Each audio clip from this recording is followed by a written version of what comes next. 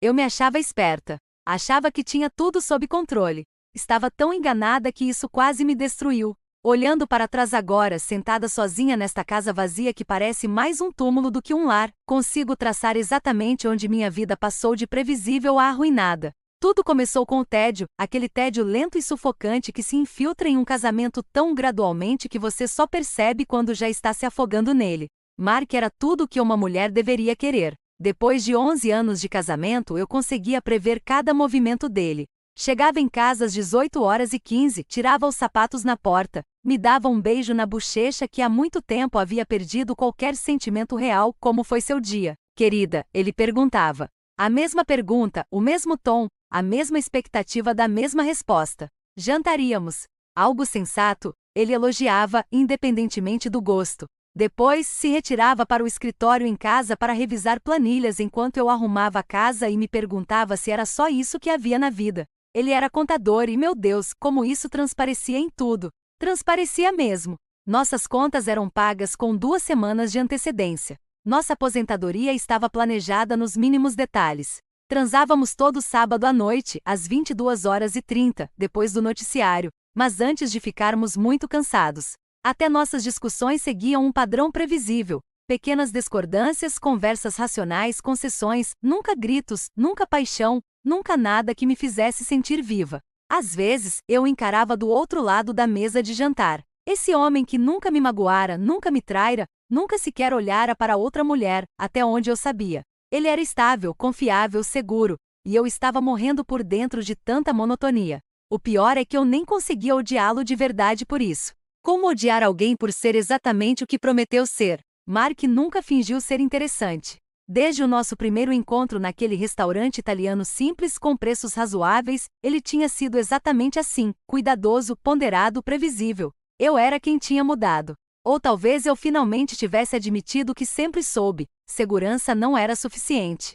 Ryan entrou na minha vida como gasolina encontrando um fósforo. Ele era dono da agência de marketing onde eu trabalhava, embora trabalhar já não fosse um termo muito específico quando as coisas realmente começaram entre nós. Ryan Collins era tudo que Mark não era. 1,88 metros de altura, com ombros que preenchiam seus ternos sob medida, cabelos grisalhos que ele usava um pouco compridos demais e um sorriso que podia fazer você esquecer o próprio nome. Quando ele ria, as pessoas se viravam para olhar. Quando ele entrava em uma sala, a energia mudava. Começou com olhares prolongados durante as reuniões.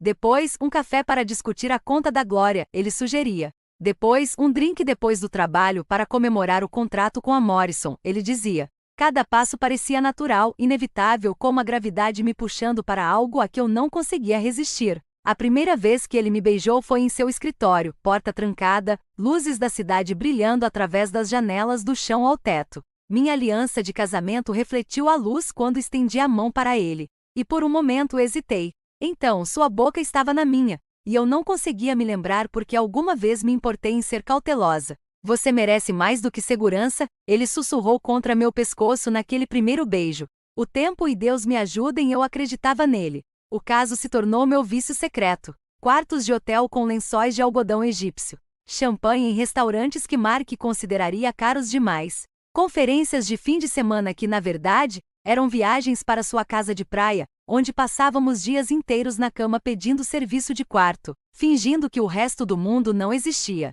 Tornei-me especialista em dissimulação.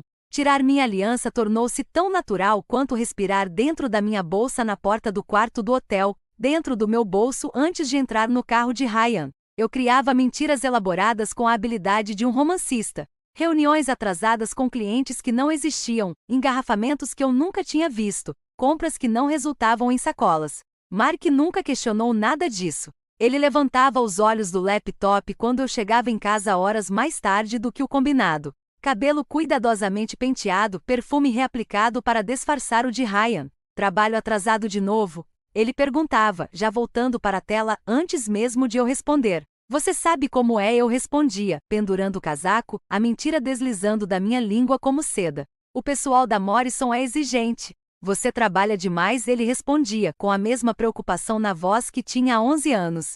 Não deixe que eles se aproveitem de você. A ironia daquela afirmação deveria ter me sufocado. Em vez disso, me tornou mais ousada. Comecei a correr riscos maiores, almoços mais longos que se estendiam até a tarde, deixando meu celular no silencioso quando Mark ligava. Certa vez, cheguei em casa com o vestido do avesso, me vesti às pressas no banheiro do escritório de Ryan, e Mark nem percebeu. Ryan alimentava minha sede de emoção, como um traficante que sabia exatamente o que seu cliente desejava. Você está desperdiçada com ele, ele me dizia, traçando padrões no meu ombro nu em mais uma cama de hotel anônima. Uma mulher como você precisa de paixão, aventura, não de um cara que acha que uma noite selvagem é experimentar uma nova marca de descafeinado. Eu ria, me sentindo sofisticada e desejada, como se finalmente fosse a heroína da minha própria história, em vez de uma personagem secundária na vida cuidadosamente planejada de Mark. A emoção não era mais apenas Ryan, era a própria decepção, a vida dupla, o perigo de tudo aquilo. Algumas noites eu me deitava ao lado de Mark, ouvindo sua respiração previsível, e me sentia quase embriagada de poder. Aquele homem confiante e simples não fazia ideia de quem eu realmente era. Eu era uma estranha em sua cama, um fantasma em sua vida, e ele estava cego demais para perceber. Eu me sentia esperta, intocável, como se tivesse descoberto uma passagem secreta para uma existência mais emocionante, mantendo a segurança do meu casamento intacta. Eu dizia a mim mesma que não estava realmente machucando ninguém. Mark estava satisfeito em sua bolha de ingenuidade. Raya entendia. Isso era só diversão. Nada sério, e eu finalmente estava viva. Eu merecia os dois mundos. A estabilidade de Mark pagando as contas, mantendo a vida funcionando sem problemas, e a paixão de Ryan, me fazendo sentir uma mulher desejável. As justificativas vinham com tanta facilidade. Mark era chato. Isso não era culpa minha. Nosso casamento havia se tornado um acordo comercial, como acontece com muitos casais. Eu ainda era jovem o suficiente para querer emoção. Por que eu deveria sacrificar isso? O caso dava equilíbrio ao nosso casamento. Na verdade, eu era mais feliz em casa quando tinha o Ryan para me animar. Eu merecia isso. Eu merecia tudo. Esta noite, dirigindo para casa depois de sair do apartamento do Ryan, eu estava pensando nas promessas que ele sussurrou no meu ouvido uma hora atrás. Algo sobre um fim de semana em Las Vegas, só nós dois. Que se danem as consequências. Minha aliança ainda estava na bolsa. Eu tinha ficado com preguiça de colocá-la de volta imediatamente. O Mark não ia notar mesmo. Ele nunca notava nada. Eu estava pensando nas mãos do Ryan, na risada dele, em como tinha se tornado fácil enganar meu marido confiante. O engano tinha se tornado tão perfeito, tão natural. Eu nunca imaginei encontrar o carro do Ryan na minha garagem ou que me esperava lá dentro. O BMW prateado refletiu meus faróis como um espelho e meu pé pisou no freio com tanta força que os pneus cantaram no asfalto. O carro do Ryan na minha garagem, na minha casa, onde ele conhecia Deus. Ele sabia que nunca deveria vir. Minhas mãos tremiam enquanto eu engatava o freio de estacionamento, deixando o motor ligado, os faróis ainda iluminando aquele carro familiar como um holofote no meu pior pesadelo. Isso não fazia parte do nosso acordo. Raya entendia as regras. O mundo dele e o meu mundo deveriam ser linhas paralelas separadas que nunca se tocavam. Aproximei-me lentamente da BMW, meus calcanhares batendo no asfalto em um ritmo que combinava com meu coração acelerado. O banco do motorista estava vazio. Talvez ele estivesse esperando lá dentro. Mas não, Ryan não tinha a chave. Mark teria. O pensamento morreu quando cheguei à janela do motorista e olhei para dentro. Sangue. Tanto sangue. Manchas escuras espalhadas pelos bancos de couro creme. O volante puxava os porta-copos para dentro. O banco do passageiro era um horror. Fita adesiva emaranhada no cinto de segurança. Tiras dela grudadas no couro com o que parecia ser sangue seco asfixiando no lugar. Como se alguém tivesse sido amarrado ali, lutando desesperadamente para se libertar. Minhas pernas cederam. Agarrei a maçaneta da porta do carro para não desabar completamente. Minha respiração estava curta e ofegante, embaçando o vidro. Isso não podia ser real. Era um pesadelo. Uma alucinação causada pela culpa e pelo vinho demais na casa do Ryan. Mas então eu vi, e o grito que escapou da minha garganta foi quase desumano. Minha aliança estava exatamente no centro do painel, posicionada como uma prova em uma cena de crime. A aliança que eu havia tirado descuidadamente centenas de vezes, jogado em bolsas e bolsos como se não significasse nada. A aliança que deveria estar no meu dedo, mas nunca esteve quando eu estava com Ryan. Estava lá agora, brilhando sob a luz interna, cercado por respingos de sangue como uma peça de museu exibindo minha traição. Tropecei para trás, meu calcanhar prendendo, me fazendo cair no concreto. A dor nas minhas palmas mal se manifestava em meio ao terror que inundava meu corpo. Levantei-me rapidamente e corri em direção à casa. O nome de Ryan morrendo nos meus lábios enquanto um novo medo me dominava. Mark. Entrei pela porta da frente como um furacão, percebendo agora que estava destrancada. Mark, você está aí?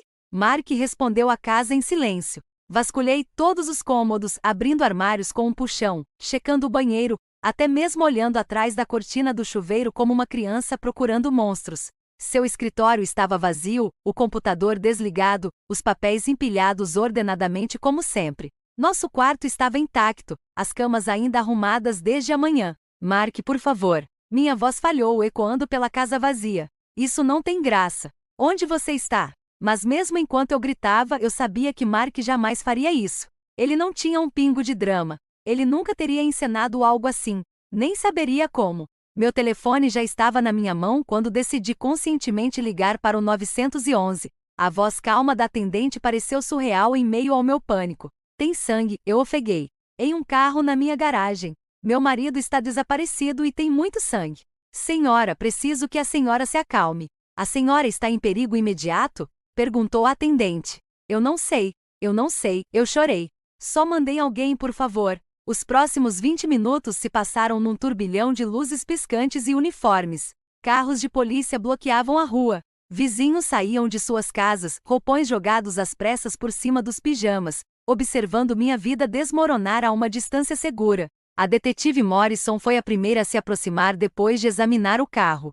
Ela era mais jovem do que eu esperava, com um olhar penetrante e uma intensidade focada que me fez sentir que ela conseguia ver através da minha pele todas as mentiras que eu já havia contado. Senhora Carter, preciso que me diga exatamente o que aconteceu esta noite, disse ela. Cheguei em casa e encontrei o carro, respondi, me abraçando. Meu marido está desaparecido. Não entendo o que está acontecendo. De quem é este veículo? Perguntou ela, a pergunta que eu tanto temia. Pertence a Ryan Collins, meu chefe. Suas sobrancelhas se ergueram levemente. Seu chefe? E por que o carro do seu chefe estaria na sua garagem? Não sei, respondi. A mentira saiu forte demais, defensiva demais. Quando a senhora viu o Sr. Collins pela última vez, continuou ela. Minha boca secou. Mais cedo, estávamos discutindo um projeto no apartamento dele e insistiu. A pergunta me atingiu como um balde de água fria. Como ela sabia? Sim, admiti. E seu marido antes de sair para o escritório. O detetive Morrison me observou por um longo momento. Senhora Carter, preciso que a senhora seja completamente honesta comigo. Há algo sobre seu relacionamento com o Sr. Collins que possa ser relevante aqui? Os outros policiais eles estavam observando agora, suas expressões mudando de preocupação profissional para algo mais sério. Eu podia vê-los juntando as peças, o carro do chefe, o marido desaparecido, a esposa nervosa chegando tarde em casa. Nossa voz falhou. Estávamos tendo um caso. A confissão pairou no ar como uma declaração em um julgamento por assassinato.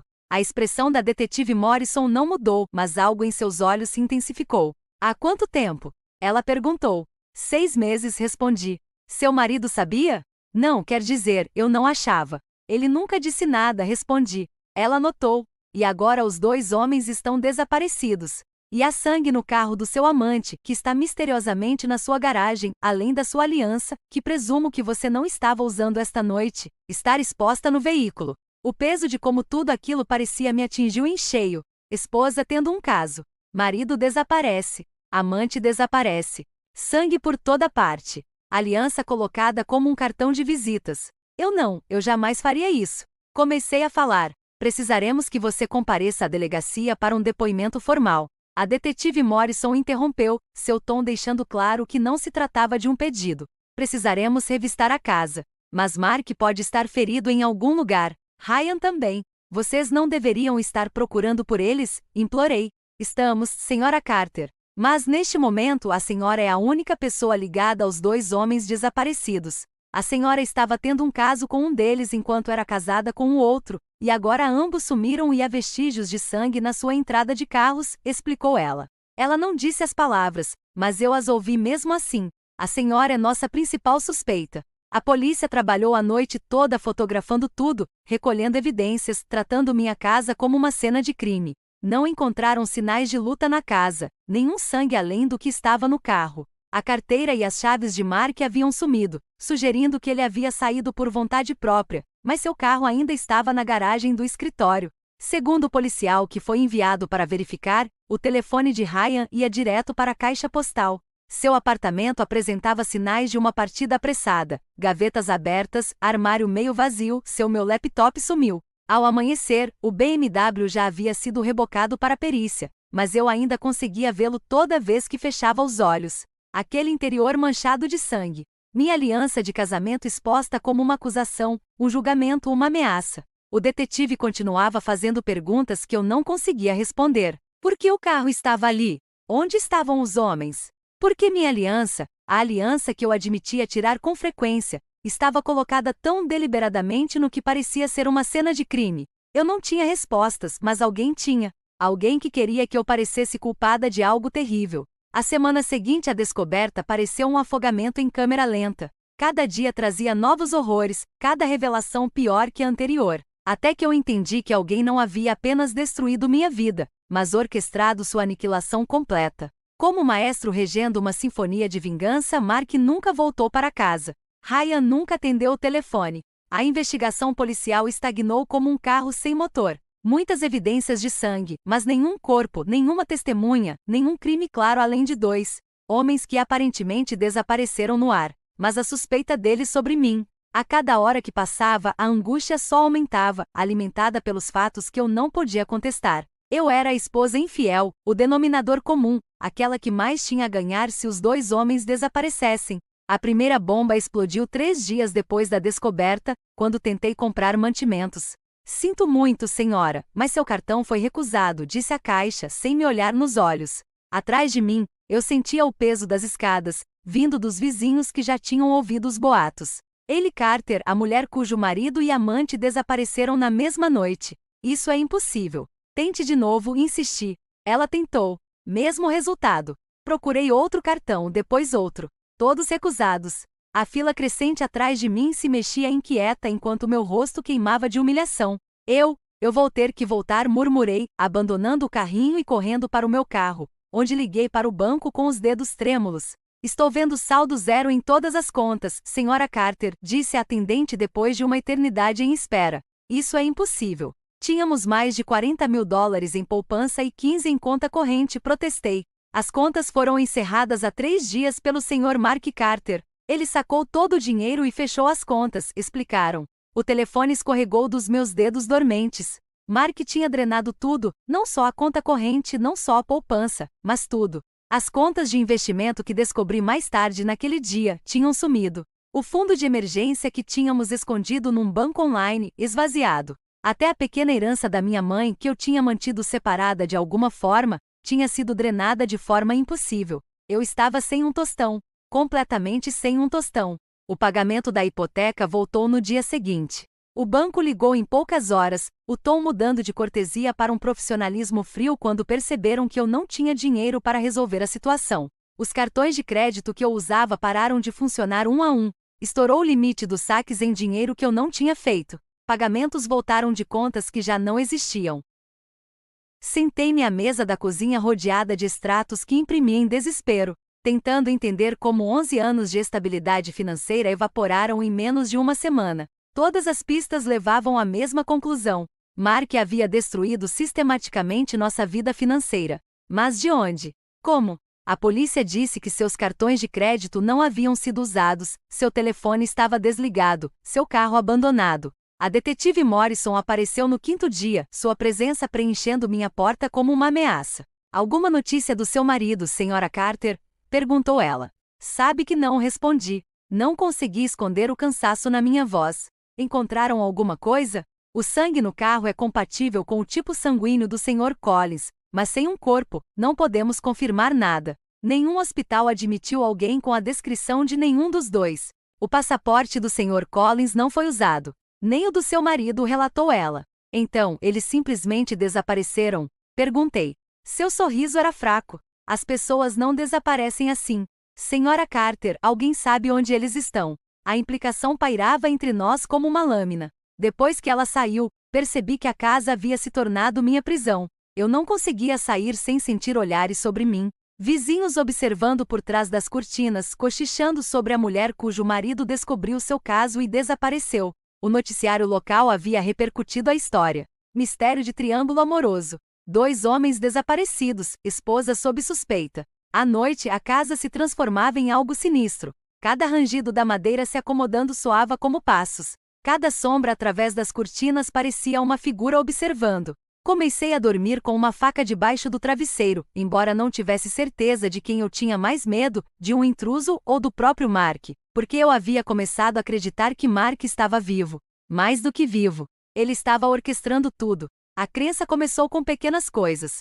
A luz da webcam do meu laptop piscando quando eu não a estava usando. A sensação de estar sendo observada, que se tornou tão intensa que cobri todos os espelhos, incapaz de me livrar da sensação de que havia alguém do outro lado. Uma vez eu poderia jurar que vi o sedã de Mark passar lentamente em frente à casa, mas quando corri para fora, a rua estava vazia. Meu telefone tocava em horários estranhos, 2h47, 3h15, 4h44, sempre de números de área restrita, sempre silêncio quando eu atendia. O telefone fixo que tínhamos para emergências tocava uma vez e parava, como se alguém estivesse verificando se eu estava em casa. Alô, eu sussurrava na escuridão. Mark, é você? Por favor, só fale comigo. Mas nunca havia resposta. Apenas o tom de descagem e minha própria respiração ofegante. O desaparecimento de Ryan foi diferente, mas igualmente completo. Seu apartamento havia sido esvaziado, não limpo profissionalmente como eu havia pensado inicialmente, mas fui evacuada às pressas. Sua assistente disse que ele havia enviado um e-mail sobre uma emergência familiar e uma licença por tempo indeterminado, enviado na mesma noite em que desapareceu. O horário era 23h47, depois que saí do apartamento dele, após o carro dele aparecer na minha garagem, todo ensanguentado. Tentei de tudo para contatá-lo. Liguei para os irmãos dele em Seattle. Eles não tinham notícias dele. Mandei mensagem para a ex-esposa dele. Ela me disse para apagar o número dela. Cheguei a dirigir até a casa de fim de semana dele, encontrando-a trancada e escura, com correspondências acumuladas. Era como se Ryan Collins tivesse sido apagado da existência, me deixando com a responsabilidade por tudo o que aconteceu naquele BMW ensanguentado. No final da semana, eu entendi a dimensão da minha destruição. Sem dinheiro, sem marido, sem amante, sem emprego. A empresa sugeriu que eu tirasse uma licença não remunerada enquanto a investigação estivesse em andamento. Minha reputação estava destruída. Meus vizinhos me evitavam. E a polícia rondava como abutres, esperando que eu confessasse crimes que não cometi. Mas a pior parte era a natureza calculada de tudo. Isso não foi um ato aleatório de maldade. Sorte ou as consequências naturais do meu caso? Alguém orquestrou tudo isso com conhecimento íntimo da minha vida, da minha rotina, das minhas fraquezas. Sabiam sobre Ryan, sobre o caso, sobre meus padrões de dissimulação. Planejaram cada movimento, cronometraram cada revelação, arquitetaram cada detalhe para me destruir enquanto me faziam parecer culpada. A casa se tornou um monumento à minha paranoia. Empurrei móveis contra as portas, instalei fechaduras novas com o último centavo do meu crédito, mantive todas as luzes acesas à noite. Mas não adiantou. A sensação de estar sendo observada só aumentava. A certeza de que Mark estava lá fora em algum lugar, me observando desmoronar, saboreando cada momento da minha destruição. Eu fiz isso comigo mesma. Eu sabia que cada mentira que contei, cada traição que cometi me levou a este momento. Mas entender isso não tornava a punição menos cruel, nem o mistério menos enlouquecedor. Eu estava presa na minha própria casa, esperando o próximo movimento em um jogo cujas regras eu desconhecia, encarando um oponente invisível, cumprindo pena por crimes que iam muito além do que eu imaginava. Apenas adultério. O silêncio agora tinha peso. Pressionava meus tímpanos, preenchia meus pulmões, fazia a casa vazia parecer que estava me sufocando lentamente. 2 semanas desde a descoberta, e o silêncio havia se tornado algo vivo que me lembrava a cada segundo do que eu havia perdido ou do que me fora tirado. Dormir era uma lembrança de outra vida. Eu havia desistido do quarto. Muitas sombras, muitos ângulos onde alguém poderia estar observando. Em vez disso, eu me encolhia no sofá, enrolada em um cobertor que ainda cheirava levemente ao perfume de Mark, sobressaltando-me a cada som que a casa fazia na escuridão. As cortinas permaneciam fechadas dia e noite. Eu havia tentado deixá-las abertas uma vez, mas a sensação de estar sendo observada ficou tão intensa que as fechei com tanta força que arranquei uma da haste. Ela pendia ali agora, torta e patética, como tudo mais na minha vida. Meu telefone permanecia silencioso na mesa de centro. Ninguém mais ligava, exceto os cobradores de dívidas e o detetive Morrison, que estava cada vez mais frustrado com minha falta de notícias. Informações. Meus amigos se distanciaram. Susan alegou que precisava de espaço para processar tudo. Jennifer disse que o marido não queria que ela se envolvesse em dramas e Patrícia simplesmente bloqueou meu número. Eu me tornei um veneno social. A mulher sobre quem todos sussurravam, mas ninguém realmente ajudava. A casa parecia diferente agora, corrompida pela ausência de Mark e pela minha culpa. A porta do escritório dele estava aberta, a sala exatamente como ele a deixará, os papéis ainda organizados em suas pilhas obsessivamente arrumadas.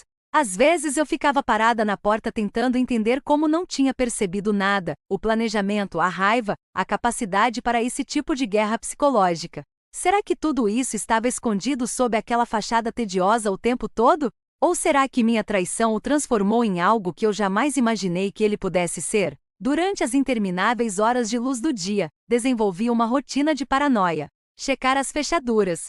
Porta da frente, porta dos fundos, janelas, garagem, espiar pelo olho mágico, vendo apenas a rua vazia, mas sabendo que havia alguém lá fora. Checar as fechaduras novamente. Voltar para o sofá. Ouvir o silêncio. Repetir. A caixa de correio havia se tornado uma fonte de terror. Eu esperava até escurecer completamente para pegar a correspondência, correndo até a calçada e voltando como se algo pudesse me agarrar se eu demorasse. Contas que eu não conseguia pagar. Notificações judiciais sobre a hipoteca. E uma vez, horrivelmente, um cartão postal de férias sem carimbo, sem mensagem. Apenas uma foto de uma praia que parecia exatamente com aquela onde Ryan e eu tínhamos passado um fim de semana 2 meses atrás. Eu rasguei em pedaços com as mãos trêmulas, mas ainda conseguia vê-lo quando fechava os olhos. Meu reflexo havia se tornado irreconhecível. A mulher no espelho tinha olhos fundos, cabelo sem lavar, pele pálida como papel por nunca sair de casa. Eu havia perdido 7 quilos por esquecer de comer, pela náusea constante da ansiedade. Às vezes, eu me via no espelho e pensava que era outra pessoa, um intruso. E o grito subia pela minha garganta antes que eu percebesse que era apenas eu assombrando minha própria vida. A paranoia havia evoluído de um simples medo para uma certeza absoluta. Mark estava vivo. Ele estava lá fora observando, esperando, saboreando minha destruição como um vinho fino. Cada instinto gritava isso. Cada fibra do meu ser sabia disso. Com a mesma certeza, eu sabia meu próprio nome. Eu via sombras passando pelas janelas, rápidas demais para serem vento, deliberadas demais para serem imaginação. Uma figura no canto do meu campo de visão que desaparecia quando eu me virava. Uma vez, tive certeza de ter visto o carro do Mark estacionado 3 casas adiante, simplesmente parado na escuridão. Peguei a faca debaixo do meu travesseiro e saí sorrateiramente. Mas a rua estava vazia, me deixando de pijama, armada e com cara de louca, enquanto a senhora Glória observava da janela e provavelmente chamava a polícia de novo. Eles tinham parado de atender meus telefonemas sobre intrusos, sobre barulhos estranhos, sobre me sentir observada. A detetive Morrison me disse sem rodeios que sem provas, sem relatos confirmados por ninguém além de mim, não havia nada que pudessem fazer. Talvez você devesse conversar com alguém, ela sugeriu. Querendo dizer um terapeuta, querendo dizer que ela achava que eu estava perdendo a cabeça. Talvez eu estivesse. Os piores momentos eram entre 3 horas e 4 horas da manhã, a zona morta, quando o mundo parecia vazio, exceto por mim e quem quer que estivesse observando. Eu me sentava na escuridão, com a faca no colo, ouvindo a casa respirar ao meu redor. Às vezes eu ouvia algo, um rangido que não era da casa se acomodando, um sussurro que não era vento, e eu congelava cada músculo travado, esperando que Mark finalmente se revelasse. Eu sei que você está aí, eu sussurrava para a escuridão. Eu sei que você está observando. Apenas apareça. Acabe com isso. Mas ele nunca acabou. Se é que era mesmo ele. Se eu não estava simplesmente enlouquecendo, criando fantasmas a partir da culpa e do isolamento. A aliança de casamento me assombrava mais do que tudo. Aquela imagem, minha aliança centralizada no painel ensanguentado, havia se gravado em minhas retinas. Eu a via toda vez que piscava. Esse símbolo dos meus votos quebrados transformado em prova da minha culpa. A polícia ainda tinha. Prova em um caso que nunca seria resolvido. Um mistério que nunca seria explicado. Comecei a deixar as luzes acesas em padrões específicos, mudando-as a cada noite como um código. Se Mark estivesse observando, eu queria que ele soubesse que eu sabia. Luz da cozinha acesa, luz do quarto apagada, depois a do banheiro acesa, a da sala apagada, enviando mensagens para ninguém em específico ou para alguém que pudesse estar documentando minha descida à loucura. A situação financeira passou de crise para catástrofe. O aviso de execução hipotecária chegou ontem, 30 dias para desocupar o imóvel. 30 dias antes de eu ficar sem teto e sem um tostão. Eu ri quando li. Ri de verdade até. Eu soluçava, encolhida no chão, compreendendo que aquele era o ato final da minha destruição. Até mesmo a casa, aquela prisão que se tornará meu mundo inteiro, seria tirada de mim. Ryan continuava sendo um fantasma. A investigação sobre seu desaparecimento havia estagnado completamente. Seu sangue no carro, mas nenhum corpo, nenhum uso de cartão de crédito, nenhuma atividade telefônica. A empresa estava sendo administrada por seus sócios, que deixaram claro que eu nunca mais deveria contatá-los. A teoria da polícia era de que ele havia fugido após algum tipo de altercação, mas eu sabia a verdade. O que quer que tivesse acontecido com Ryan, Mark estava por trás disso. Eu tinha certeza disso, da mesma forma que tinha certeza de que o sol nasceria. Mesmo que eu não pudesse provar, mesmo que ninguém acreditasse em mim. Às vezes, em meus momentos de lucidez, eu conseguia apreciar a genialidade da situação. Mark me destruiu sem encostar um dedo em mim, sem mostrar o rosto, sem deixar uma única evidência que apontasse para ele em vez de mim. Ele transformou meu caso extraconjugal em uma arma que destruiu minha vida inteira, me deixando viva para sofrer nos destroços. Outras vezes a paranoia voltava com força e eu queria ter certeza de que ele estava na casa comigo de alguma forma. Nas paredes, no sótão, no porão onde eu havia parado de entrar porque a escuridão lá embaixo parecia viva. Eu ouvia respirações que não eram minhas, passos que não correspondiam a ninguém, sussurros que poderiam ser o vento ou poderiam ser Mark listando todas as maneiras pelas quais eu o havia traído. A transformação estava completa. Eu passei de uma mulher que se achava esperta, que pensava que podia ter tudo, para isso, um ser paranoico e isolado, assustando-me com sombras e conversando com fantasmas. Cada momento de terror era o pagamento por cada mentira que eu havia contado.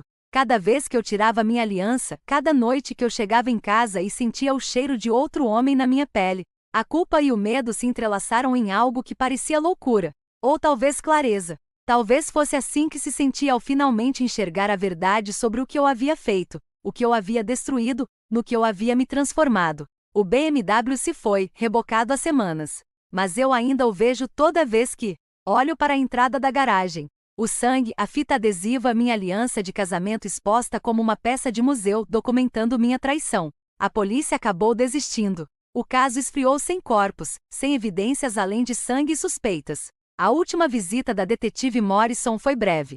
Eles manteriam o caso aberto, disse ela. Mas sem novas pistas, não havia mais nada que pudessem fazer. O olhar que ela me lançou disse tudo. Sabemos que você está envolvida de alguma forma. Mesmo que não possamos provar, a casa será vendida em 10 dias. Execução hipotecária finalizada. Não arrumei nada porque não tenho para onde ir. Sem dinheiro para chegar lá. Sento-me no mesmo lugar no sofá onde passei o último mês, observando sombras, ouvindo silêncio, esperando por algo que não consigo nomear. A paranoia se transformou em algo pior que o medo. Uma certeza constante e angustiante de que isso não acabou. Mark está por aí em algum lugar, me observando viver no inferno que ele criou. Ou talvez ele esteja morto e eu esteja sendo assombrada pela minha própria culpa. Nunca saberei. Essa é a genialidade da coisa. A vingança perfeita à incerteza. Não como a menos que meu corpo me obrigue. Não tomo banho a menos que o cheiro se torne insuportável. Não abro a porta para ninguém porque todos que importam já me abandonaram. Existo neste espaço entre a vida e a morte, entre a sanidade e a loucura, entre a certeza e a dúvida. Às vezes, acho que ouço o carro dele na garagem. Meu coração para cada músculo se tensiona, esperando a porta se abrir para que Mark finalmente se revele. Mas é sempre nada. Um vizinho, um caminhão de entregas, o vento. A expectativa está me matando lentamente, o que talvez sempre tenha sido o plano. Ryan nunca reapareceu. Nenhum corpo jamais foi encontrado. Ele existe agora apenas em arquivos da polícia e nos meus pesadelos. Mais um fantasma em uma casa cheia deles. Às vezes me pergunto se Mark o matou, se aquele era realmente o sangue de Ryan no carro, ou se de alguma forma eles estavam trabalhando juntos. A teoria soa insana até para mim, mas a loucura e eu nos tornamos amigas íntimas. Os vizinhos evitam minha casa como se ela fosse amaldiçoada. As crianças atravessam a rua em vez de passar em frente ao meu quintal. O carteiro deixa as encomendas na calçada em vez de vir até a porta. Tornei-me um exemplo a ser evitado. Uma história de fantasmas viva sobre o que acontece quando você pensa que é esperto o suficiente para ter tudo. Todas as noites, realizo meu ritual. Verifico as fechaduras. Fecho as cortinas. Segure a faca. Sente-se na escuridão. Escute. Espere. Imagine se esta noite será a noite em que Mark finalmente se revelará. Finalmente acabará com esta tortura psicológica com algo mais direto. Uma parte de mim quer que ele faça isso. Qualquer coisa seria melhor do que esta incerteza sem fim, esta lenta dissolução do meu ser. Mas outra parte sabe que é exatamente isso que ele quer. Se é que ele está vivo, se tudo isso não é coisa da minha cabeça. Ele quer que eu sofra na incerteza para sempre. Que eu nunca saiba se ele está observando. Que eu nunca saiba se ele voltará. Que eu viva cada dia com medo do momento em que ele possa entrar por aquela porta. A aliança de casamento me assombra principalmente nas horas silenciosas antes do amanhecer. Uma coisa tão simples. Uma faixa de ouro que eu tratei com tanto descuido, colocando e tirando como se não significasse nada. Agora significa tudo. É a prova da minha culpa. O símbolo da minha traição. A última coisa que me conecta à vida que destruí. Com minhas próprias mãos comecei a ver coisas que não existem. O rosto de Mark nas janelas. O corpo de Ryan no quintal. Sangue que desaparece quando olho diretamente para ele. A linha entre o real e o imaginário se tornou irreconhecível há semanas. Talvez eu esteja louca. Talvez esse sempre tenha sido o plano. Me levar a um estado de paranoia tão profunda que eu me destruísse poupando-o do trabalho. 10 dias até perder a casa. 10 dias para descobrir como sobreviver sem dinheiro, sem amigos, sem família disposta a ajudar a par em que me transformei. 10 dias sentada nesta casca vazia que um dia foi meu lar, esperando por algo que não consigo nomear, vindo de alguém que talvez nem exista. Agora não sei o que é pior. A ideia de que meu marido se foi para sempre. Levado pela violência que aconteceu naquele BMW, me deixando eternamente a questionar o que aconteceu com ele. Ou a possibilidade de que um dia, quando eu menos esperar, quando finalmente começar a acreditar que estou segura, quando tiver acabado de começar a reconstruir alguma aparência de vida a partir dessas cinzas, ele volte para mim. A espera é meu castigo. A incerteza é minha prisão. E em algum lugar,